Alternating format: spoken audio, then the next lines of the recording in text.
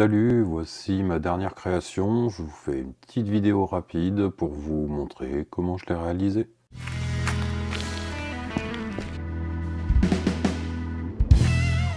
J'ai réalisé ce cœur lumineux à l'occasion de l'anniversaire de ma femme, qui est entièrement pilotable via une page web. J'ai imprimé le cœur en PETG translucide sur mon imprimante Q1 Pro, et pour le socle, j'ai utilisé tout simplement une planche à découper en bambou. J'ai téléchargé un modèle sur Cults 3D d'un cœur bombé que j'ai ouvert avec Fusion 360, importé en maillage et converti et pouvoir intégrer un support pour que la LED rentre par-dessous et donne cet effet au cœur de s'illuminer. Une fois fini avec Fusion 360, j'ai pu créer mon STL et puis le passer au slicer. J'ai fait plusieurs possibilités, plusieurs essais, mais on est parti pour 2h30 d'impression.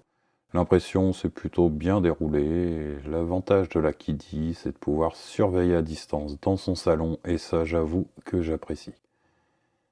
On peut voir que l'impression s'est plutôt bien passée, et là, on voit que c'était limite avec les supports, mais ça a marché. Pour le support, vu que c'était une forme simple, je suis parti sur Inkscape, où j'ai pu dessiner la taille de mon embase, et ainsi creuser pour intégrer le PCB, un passe-fil et bien sûr un petit trou pour intégrer le cœur dedans et faire passer la LED. Pour le G-code, j'ai utilisé mon fidèle Crapscam où je vous montre les réglages utilisés dans ces planches en bambou de chez Action qui se travaillent vraiment très facilement et qui vous donnent vite un très beau rendu. Une fois terminé, 2-3 coups de ciseaux et c'est parfait.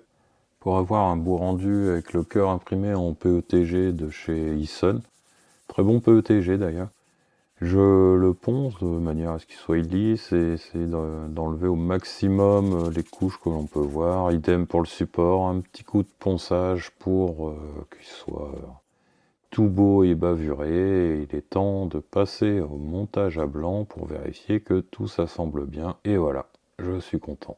Pour l'ESP8266, je me suis servi sur un GitHub de Lororo. Son projet est vraiment très bien fait, très complet. Je vous conseille d'aller le voir. Je vous mets tous les liens en description, comme d'habitude. Une fois téléchargé, je l'ai adapté pour le mettre sur plateforme.io et fait 2-3 petits changements, comme le nombre de LED, j'en ai qu'une forcément. Bien sûr, on met son Wi-Fi, son mot de passe, et j'ai attribué une IP fixe. Et bien sûr, je voulais qu'il démarre sur un mode bien précis, donc je l'ai mis ici, et j'ai programmé que les modes que je voulais. Vous verrez tout ça dans le code. C'est parti pour une petite séance de soudure sur ces LED de 5 mm WS2812 qui sont bien pratiques pour faire ce genre de montage. Voici arrivé à l'étape finale. Je vérifie que tous les éléments sont bien en place et je vais appliquer une feutrine autocollante que j'ai déjà utilisée dans pas mal de montages, qui me permet d'avoir une belle finition sous cette création. Et je se découpe assez facilement à l'aide d'un cutter ou d'un scalpel, comme on peut voir ici, et ça donne de très beaux résultats, une finition très professionnelle, tu vois. Ben maintenant que ça c'est fait, il est temps de passer aux essais quand même, vérifier que tout fonctionne correctement avant de pouvoir l'offrir à ma femme. Donc on voit qu'il passe au blanc au démarrage et après il change de couleur une fois qu'il a le Wi-Fi.